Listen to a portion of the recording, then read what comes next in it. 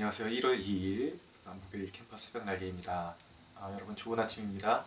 오늘 창조기사 두 번째 시간 함께 나눌 텐데요. 오늘 창세기 1장 14절에서 25절 부분으로 넷째 날과 창조 넷째 날, 다섯째 날, 그리고 여섯째 날에 어떤 창조가 이루어졌는지 우리가 함께 살펴보면서 그 안에, 창조의 기사 안에 감춰져 있는 그런 영적인 메시지들을 함께 나누며 은혜를 함께 나누기를 원합니다. 먼저 첫째로 넷째 날에 대한 기사가 나오고 있습니다. 이제 14절에서 19절 본문에 이제 나타나고 있는데요. 넷째 날에는 하나님께서 지으신 하늘의 궁창에 광명체를 두신 그런 창조 기사를 기록하고 있습니다. 바로 우리가 잘 알고 있는 해와 달을 하나님께서 이제 대표적인 그런 광명체를 만드시고 해에는 낮을 주관하는 그런 권한을 주시고 달에게는 밤을 주관하는 그런 권한을 주셨습니다. 이 넷째 날의 창조 기사를 통해서 우리가 깨달을 수 있는 두 가지 영적인 메시지가 있는데요. 첫째는 하나님은 권위를 부여하시는 하나님이라는 사실입니다. 하나님께서 해와 달을 만드시고 그리고 낮과 밤을 각각 주관하게 만드셨습니다. 그런데 여러분 이제 여러분들 창세기 기사를 쭉 이제 살펴보다 보면 이제 권위를 부여하시는 하나님에 대한 메시지를 이제 종종 접하게 될 텐데요. 오늘 메시지를 잘 기억해 두시기 바랍니다. 그런데 하나님께서는 권위를 부여하시는데 어저께 잠시 살펴봤지만 원래 빛과 어두움은 애초부터 해와 달에게 있던 것이 아니라 최초에는 하나님 그 자신의 영광의 빛을 비추어 주셨습니다. 근데 이제 그 빛의 권한을 해와 달에게 이제 이양시켜 주신 것이죠. 권한을 주신 것입니다. 근데 여러분 여기서 중요한 사실, 우리가 한번 묵상해 봐야 되는 사실은 무엇이냐면 하나님께서 그런 피조물에 권한을 부여하시는데 그 가운데 그 권위를 부여하신 하나님을 빼버릴 때에 그것이 무엇이 되는가 하면 바로 그것이 우상이 되는 것입니다. 여러분 예로부터 해와 달을 그렇게 빛을 내는 그런 신성한 그런 광명체로서 해와 달은 끊임없이 별과 함께 사람들의 숭배의 대상이 되어 왔습니다. 그 이유가 무엇이냐면 해와 달에게 권한을 부여하신 하나님의 존재를 빼버리니까 피조물이 스스로 영광을 차지하게 된 것입니다. 사실은 인간의 그 부패한 내면이 창조하신 하나님을 빼버리고 그 창조물인 해와 달을 우상으로 만들어버린 것이죠. 여러분 인간도 마찬가지입니다. 우리 스스로 삶 가운데 하나님께서 어떤 곳에 우리를 부르셔서 권위를 부여하시는데 우리에게 권위를 부여하신 하나님의 존재를 빼어버릴 때에 내 자신이 바로 우상이 되어버리는 것입니다. 그래서 여러분 인간의 타락의 초점은 스스로가 신이 되려고 하는 그런 인간의 그 부패함에 있는 것이거든요. 우리에게 하나님께서 주신 우리를 하나님께서 부르신 곳에서 우리에게 주신 그 하나님의 우리에게 권위를 주신 하나님을 빼버릴 때에 내 스스로가 신이 될 수밖에 없다는 것, 우상이 될 수밖에 없다는 사실을 꼭 기억해야 하는 것입니다. 그래서 여러분 우리가 삶을 살아갈 때 우리가 꼭 기억해야 하는 주제는 뭐냐면 바로 청지기 정신입니다. 하나님께서 우리에게 권위를 맡겨주셔서, 권위라는 것은 하나님께서 부여하신 권한을 행사하는 것을 권위라고 하는데 그 권위를 가졌다는 것은 내가 바로 주인의 명령을 받은 종이라는 것, 청직이라는 것을 말씀해주고 있는 것입니다. 우리 가정에 내가 가장으로 서 있다면 가장으로서의 권위를 하나님께서 나에게 부여하신 것입니다. 자녀들은 나의 소유물이 아니라 하나님께서 나에게 청지기로 맡겨주신 고귀한 생명들인 것입니다. 우리가 정치계에 있던 그리고 어떤 회사에 있던 하나님께서 우리에게 어떤 직위를 주셨을 때에 그것은 하나님께서 나에게 권위를 주신 것이고 그것은 청지기 정신을 가지고 살라고 나에게 주신 권한인데, 나에게 그 권한을 주신 하나님을 빼버릴 때 내 스스로가 우상이 될 수밖에 없고 신이 될 수밖에 없고, 그런 상황 가운데서는 철저하게 우리가 하나님께서 맡겨주신 공동체나 가정을 무너뜨리고, 건강한 권위가 아니라 권위주의로서 군림하고 공동체를 파괴하고 가정을 파괴하는 장본인이 될 수밖에 없다는 사실을 우리가 기억해야 하는 것입니다. 그렇기 때문에 우리가 어디에서든지 일을 감당할 때에 나는 하나님께로 부름받은 선한 청직이라는 사실을 우리가 잊지 말고 일해야 하는 것입니다. 두 번째로 여기서 우리가 발견하게 되는 메시지는 오늘 18절에 보니까 이제 그 광명체를 만드시고 빛과 어둠을 나누시면서 하나님께서 보시기에 좋았다라고 말씀하고 있습니다. 여러분, 여기서 중요한 사실은 무엇이냐면 낮만 하나님께서 보시기에 좋았다고 말씀하신 것이 아니라 밤도 어두움도 하나님께서 보시기에 좋았다라고 말씀하셨다는데 우리가 집중해야 합니다. 어두움도 하나님의 아름다운 창조물이라는 것입니다. 어두움은 결코 쾌락의 시간이 아니라는 것입니다. 여러분, 어두움은 재창조를 위한 충전의 시간입니다. 굉장히 중요한 시간입니다. 낮만 우리가 열심히 하나님 앞에서 선한 용도로 사용하는 것이 아니라 밤 또한 우리가 하나님을 의식하면서 깨어있음을 요구받고 있다는 사실을 꼭 기억해야 하는 것입니다. 그래서 오늘날 우리에게 가장 도전을 주고 가장 필요한 말씀이라고 하면 바로 로마서 13장 11절에서 14절 본문이 아닐까 그렇게 생각을 합니다. 한번 읽어드리겠습니다. 또한 너희가 이 시기를 알거니와 자다가 깰 때가 벌써 되었으니 이는 이제 우리의 구원이 처음 믿을 때보다 가까웠습니다. 밤이 깊고 낮이 가까웠으니 그러므로 우리가 어둠의 일을 벗고 빛의 갑옷을 입자. 밤이 깊었을 때 해야 되는 일은 잠드는 것이 아니라 빛의 갑옷을 입어야 한다는 것입니다. 허랑방탕하게 사는 것이 아니라 빛의 갑옷을 입어야 한다는 것입니다. 낮에와 같이 단정히 행하고 방탕하거나 술 취하지 말며 음란하거나 호색하지 말며 다투거나 시기하지 말고 오직 주 예수 그리스도로 옷 입고 정욕을 위하여 육신의 일을 도모하지 마라. 여러분, 밤이 깊어질수록 우리를 유혹과 쾌락 가운데 방임하는 것이 아니라 더욱더 정결하게 정말 하나님께서 우리에게 부여하신 삶의 목적을 우리가 잘 이루기 위해서 재충전하는 시간으로 우리가 밤을 잘 이용해야 한다는 것입니다. 두 번째로 다섯째 날에는 어떤 창조가 이루어졌는가?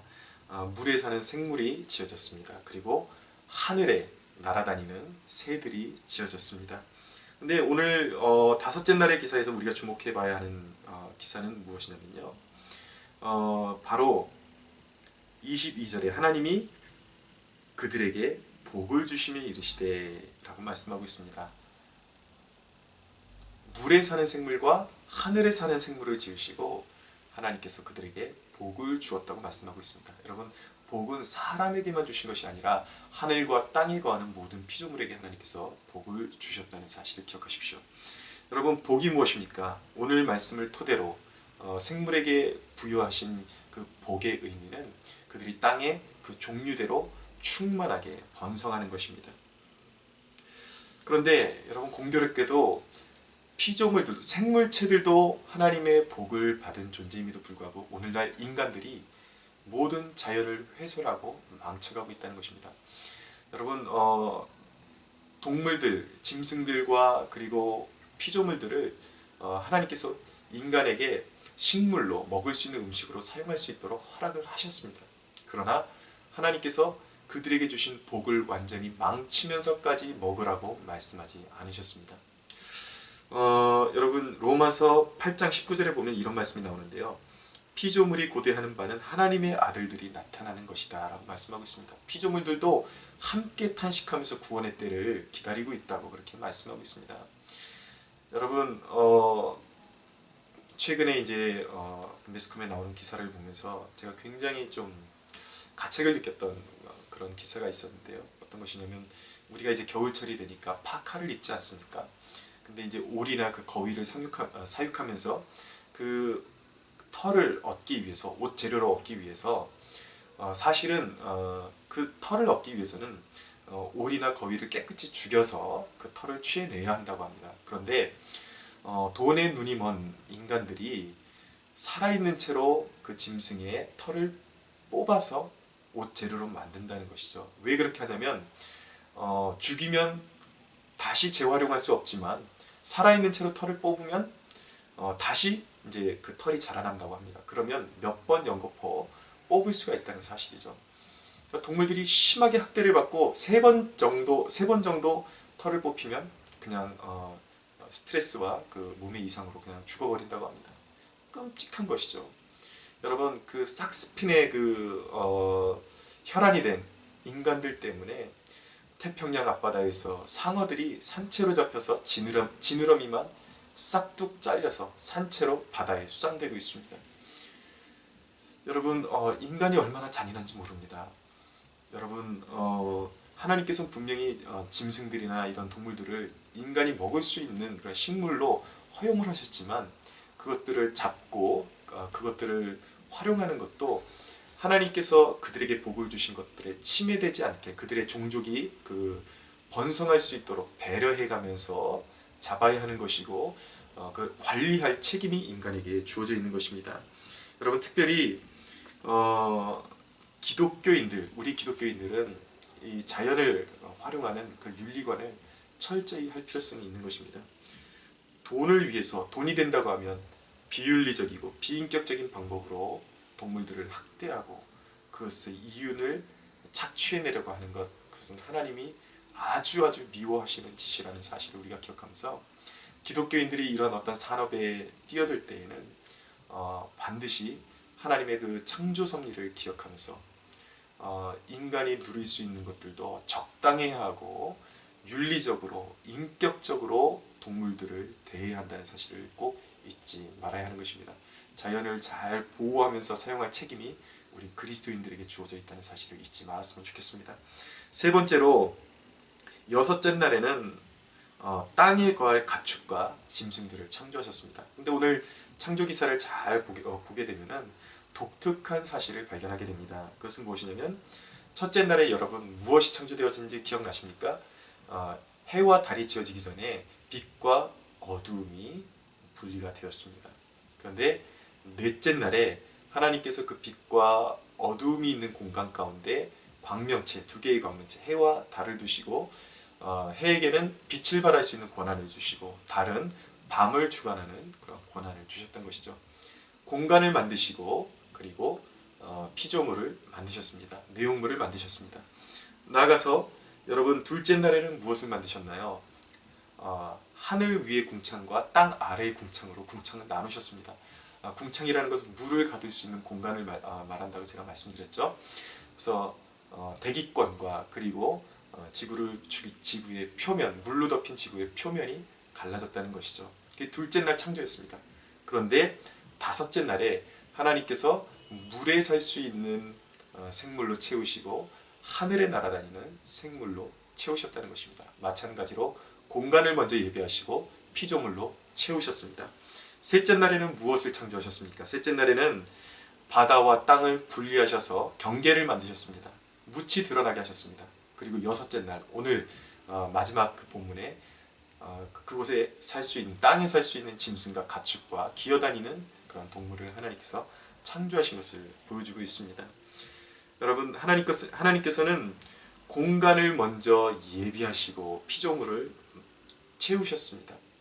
여러분, 여기서 우리가 발견하게 되는 하나님의 그런 속성은 무엇입니까? 하나님은 예비하시는 하나님이라는 사실입니다. 여러분, 우리가 믿어야 하는 사실, 하나님은 나를 위해서 공간을 예비하고 계십니다. 여러분을 위해서 공간을 예비하고 계시는 중이십니다. 그런데 여러분, 우리가 하나님의 뜻에 관심을 두지 않으면 우리가 하나님께서 예비하신 그 공간 속에서 복을 누릴 수 없다는 사실이 너무나도 중요합니다. 하나님께서 우리의 가정을 예비하시고 우리 직장을 예비하시고 우리 사역의 터전을 예비하시는데 우리가 하나님의 뜻에 관심을 두지 않으면 하나님께서 우리를 이끌어서 그 공간에 두실 때에 하나님께서 예비하신 복을 누리는 삶을 결코 살 수 없다는 것이죠. 여러분, 우리의 자세는 하나님이 우리를 위해서 뭔가를 해내셔야만 하는 의무를 가진 분으로 대할 것이 아니라 여러분 주어진 공간에서 부르심의 책임을 다할 수 있는 소양을 길러내는데 여러분 우리의 시간을 할애하고 철저하게 준비하는 자세를 가져야 하는 것입니다. 여러분 예컨대 하나님이 바라시는 인간의 소양을 인간 이해를 갖추지 않고 우리가 어떤 학교의 선생님이 됐을 때 그 사람은 학생들에게 지식을 전달하는 존재는 될 수 있지만 인격을 파괴하는 존재로 쓰임받을 수 있다는 사실을 우리가 기억해야 하는 것입니다. 의사가 다 똑같은 의사는 아닌 것입니다. 인수를 베푸는 의사가 있고 돈을 위해서 사는 그러한 속물 같은 의사도 있더라는 것입니다. 여러분 이제 송구영신 예배 되면 매해 이제 새해를 맞이하고 또 한 해를 마무리할 때 교회에서 주로 하게 되는 것이 무엇이냐면 말씀 뽑기입니다. 저는 개인적으로 이 말씀 뽑기를 예전에는 참 그냥 하나의 교회 행사로 여겼다가 한 4, 5년 전부터 그 연말에 뽑는 말씀에 대한 굉장히 소중함을 느끼게 되었는데요. 왜냐하면 정말 제가 뽑고 나니까 그 해에 그 말씀이 그대로 응하고 마치 예언적 말씀으로 저에게 임하는 것을 제가 경험하게 되었습니다. 그래서 연말에 제가 굉장히 중요하게 생각하는 행사 중에 하나가 바로 말씀 뽑기입니다. 정말 기도하는 마음으로 하나님께서 우리에게 베풀어 주실 그런 어떤 계획들을 가지고 계신지 정말 기도하는 마음으로 말씀을 받는데요. 근데 흔히 사람들의 그 반응이 말씀을 뽑아놓고 하나님께서 뭔가 주시겠다는 말씀을 이렇게 주시면은 굉장히 들떠하고 좋아합니다. 그런데 하나님께서 어떤 도덕적인 명령이나 어떤 다른 자기가 어떤 무엇을 주겠다는 그런 말씀이 아닌 어떤 윤리적이거나 어떤 부담이 되는 순종을 요구하는 말씀이 주어졌을 때 굉장히 사색이 되고 이번에는 나에게 주시는 말씀이 아닌 것 같아 이런 자세로 받는 경우가 참 많다는 것입니다. 그런데 여러분 우리가 그런 자세를 버리지 않으면 결코 하나님의 진정한 축복을 그 하나님께서 예비하신 공간 속에서 하나님께서 예비하신 복을 누릴 수 없다는 사실을 우리가 기억해야만 합니다. 여러분 어떤 말씀도 내 감정을 부추겨 세우든지 아니든지 우리의 영혼을 살리는 진실한 하나님의 말씀이라는 사실을 우리가 꼭 기억해야 하는 것입니다. 어떤 말씀이든지 내 영혼을 살리는 말씀이 우리에게 반드시 필요한 말씀이라는 것을 우리가 꼭 기억해야 하는 것입니다.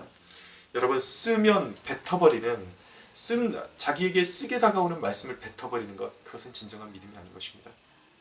여러분 예를 들어서 여러분이 남편은 아내를 자기 몸과 같이 사랑하라는 말씀만 좋아하고 남편에게 복종하라는 말씀을 여러분들이 싫어한다면 여러분들이 정말 그렇게도 원하는 정말 복되고 은혜로 충만한 가정은 결코 이룰 수 없을 것입니다. 좋은 아내로 결코 준비될 수 없을 것입니다.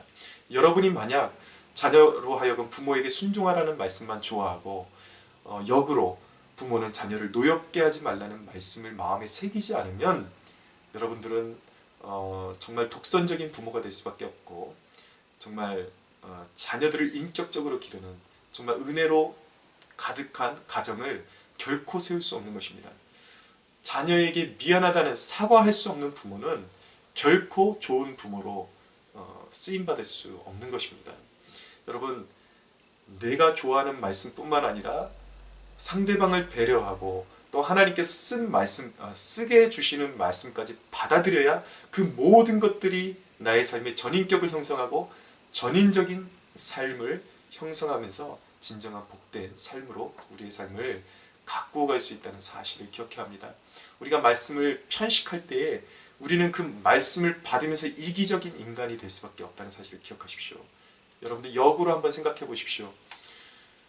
아내는 남편에게 순종하라는 말씀만 좋아하고 남편은 아내를 자기 목숨처럼 사랑하라는 말씀을 마음에 새겨두지 않는다면 계속해서 아내의 순종만 요구하고 아내가 자기의 요구를 들어주지 않으면 굉장히 비인격적으로 대하는 그러한 말 그대로 비인격적인 인간이 될 수밖에 없는 것입니다.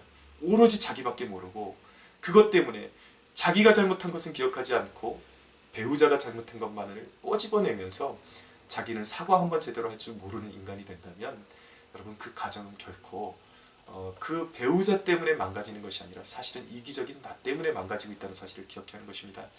사랑하는 여러분, 오늘 이 아침에 하나님의 창조 섭리를 이해하면서 말씀을 이기적으로 받아들이려는 우리의 마음의 자세를 물리치고 정말 하나님께서 반드시 우리에게 베풀어 주신 공간이 있을 텐데, 우리를 이끌어 가시는 공간이 있을 텐데, 그것에서 좋은 팔로워로, 리더로 쓰임받는 복된 사람들이 될 수 있도록 우리가 영적인 소양을 기르는데 2014년도 만전을 다해야 될 것입니다. 사랑하는 여러분, 하나님의 뜻을 알아야 복을 누릴 수가 있습니다. 말씀을 소홀히 여기지 마십시오. 매일 말씀을 파고드십시오. 진리를 캐십시오. 여러분들 진정 그 말씀을 아무리 쓰는 말씀도 아멘으로 받아들이고 내 몸을 움직여서 순종하려고 할 때에 그것이 바로 여러분들의 삶의 자양분이 되고 진정한 축복으로 임할 줄로 믿습니다.